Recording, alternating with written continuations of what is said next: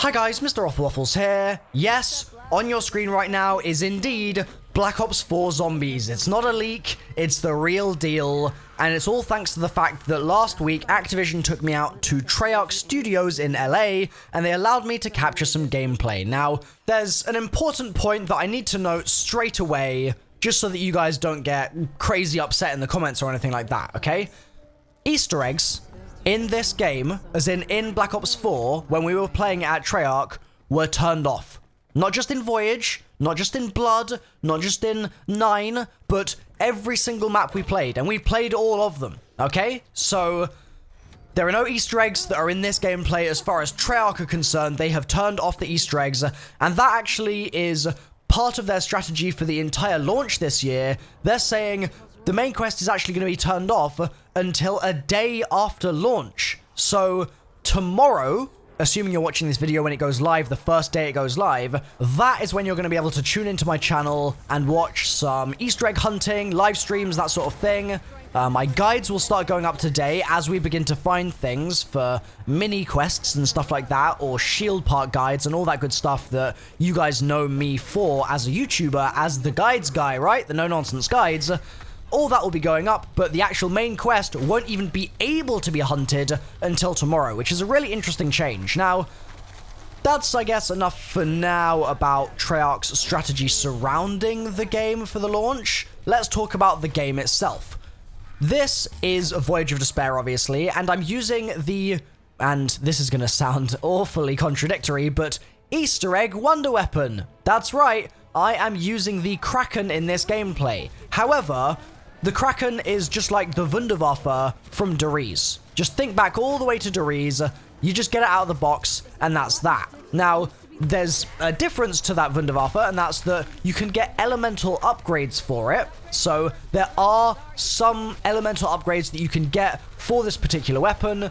I'm not showing them in this particular gameplay because, again, I don't believe we're allowed to be showing those sorts of questy type things in here, even though that was something that was enabled in our game, and so I guess Treyarch don't see it themselves as an Easter egg quest. They just see it as, like, part of the map progression. Also, you'll notice this little dude that I just threw out. But first, you can't really see what's happening, but then, as you can see there, he just starts jumping all over their heads. Like, we first saw him in that one trailer, right? And he was right at the end, and everyone was sort of like, I guess this is the new Monkey Bomb, but what the hell's he doing? My guy dances in front of you, jumps from head to head attacking the zombies, and then disappears in a puff of smoke. Like, that is the coolest Monkey Bomb we've ever had. I don't care what you say about Lil Arnie's. I know that those things were really, really cool, but in my opinion at least, they are just not a patch on this new little dude who's called a homunculus. And it was actually quite funny at the review event when we were at Treyarch, a bunch of the guys there had just never even heard the word homunculus before. So that was a nice bonus, I suppose, to sort of introduce into people's vocabulary a little bit. But yeah, he just sort of zooms around the zombies, and I really, really like that thing. And, I mean, I can probably use that as a good segue to talk about some of the other things that we're seeing in the HUD here. So, you'll notice in that bottom right that homunculus sort of icon, I suppose, is actually recharging right now. And that's because the way those sorts of things are going to work in this game are not that you just constantly have to wait for more and more and more special grenades, but rather it's all basically on a cooldown. And that's why in this gameplay you can see for my fourth perk, I've selected Time Slip. I've been talking a lot with Mr. Telexify about our favorite perks in this game, and I'm going to be doing some really in-depth breakdowns on every single perk, exactly what their pros are, their cons are, where they're strong, where they're weak, etc. And both of us strongly believe that Time Slip is one of the strongest perks in this game. And it sounds weird, right? Like, you think about a regular kind of perk loadout from the previous Call of Duty games, the previous Zombies games, and you're thinking, I need more health, so I want Jug, I want to reload faster, I want to shoot faster, I want to up my damage, all those sorts of things. You rely on those crutch original perks. Never really, in that entire conversation, do you ever think about the prospect of, oh, I want to reduce my cooldowns. Like, it's just not something that we've ever really dealt with in that kind of way before. in zombies. And I'm not saying that there haven't been cooldowns in the past. I mean, there's also things that you charge up just like your special weapon here. For example, the Annihilator in Black Ops 3, or the Ragnars, or whatever, right? You had the specialist weapons in Black Ops 3, and that system is very much back now as well with the specialist weapons here, except this time it's obviously the Scepter of Ra, the Hammer of Valhalla, etc. Now, I'm doing a 10-minute early gameplay of each of the 3 on-disc maps. That's Voyage, 9, and Blood of the Dead. I'm not doing early gameplay of Classified. That's going to be coming out at normal time, which is going to be 2 p.m. British Standard Time today, so in 6 hours from the posting of this video, so very, very soon.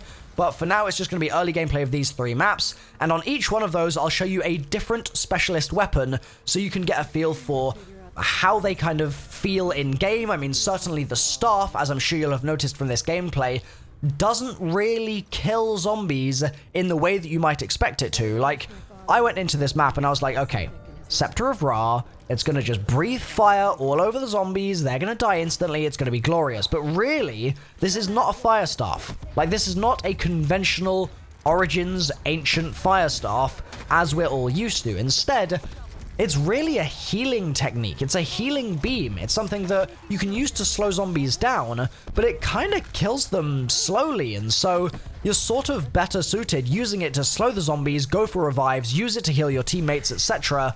And then when you end up getting it to that level 3, it's going to pop a big bubble, and that's going to revive your teammates as well, and so really this is a great medic item, but not so good if you're going full all-out offense.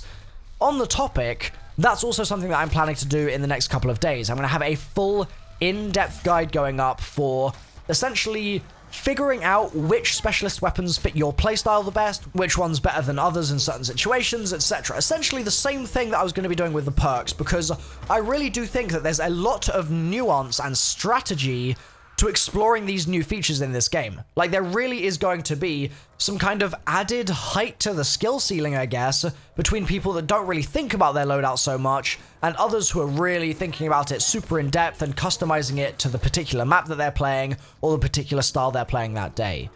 Anyway, hopefully this has given you a decent look at Voyage of Despair so far. Just want to give you some general thoughts for the map now. I think this map is really, really confusing to get around. Like, really unbelievably, painfully confusing. Which is a shame, because I also really like the general aesthetic. I think it looks really cool. It's just that I think a lot of people are going to be dissuaded from playing this map so much because it's narrow, the spatial complexity is definitely higher, it's more difficult, and it's also just one of those maps that you can't really figure out where you are half the time in because everything looks the same. So, personally for me, I think Voyage is a cool map, but I can imagine this being the fan least favorite in the next couple days, certainly on launch, when people are getting used to the new perk system and they're not liking the fact that it's always going to be 3-hit down, they're getting used to all the other features that have been implemented into zombies now, and then suddenly they're faced with a load of tight corridors that all look identical. Yeah, I think Voyage is probably going to be pretty low on people's to-play list. I do, however, think that it might end up having one of the most fun Easter eggs. I mean, there is so much rich potential for them to play with all the themes of kind of pirate shanties and pirate folklore and tales and mythology, and, I mean, you've got all sorts of references to things like krakens and big sea monsters and stuff like that. Then on the other side, you've got stuff like sirens and all those sorts of stories. There is a bunch of stuff they can pull from here, and I'm really excited to see which of those sorts of stories they actually do choose to kind of pick up on and run with. Anyway, for now, I'd like to hear your thoughts on the comments down below. Out of the gameplay that I've uploaded so far, these 3 maps, which do you like the look of so far the most? I also should mention, I meant to mention this a little earlier in the video, that I'm obviously playing with mutations here. I love the mutation system. I play with it basically every game because I love the prospect of being able to customize my game in whatever way I like. So for example, one of the first things that I did with JC is I jumped in a game on Voyage and he spawned in 50 Blightfathers. That's the big alien-looking dude with the sacks on its back and the long, like, claw-looking arms. Yeah, 50 of them in one game. It was hilarious. We had bots in our lobby as well. They were running around like crazy. It was just a joke, but I mean, if you want me to upload that gameplay, I could totally upload that gameplay. Just let me know, guys, in the comments down below.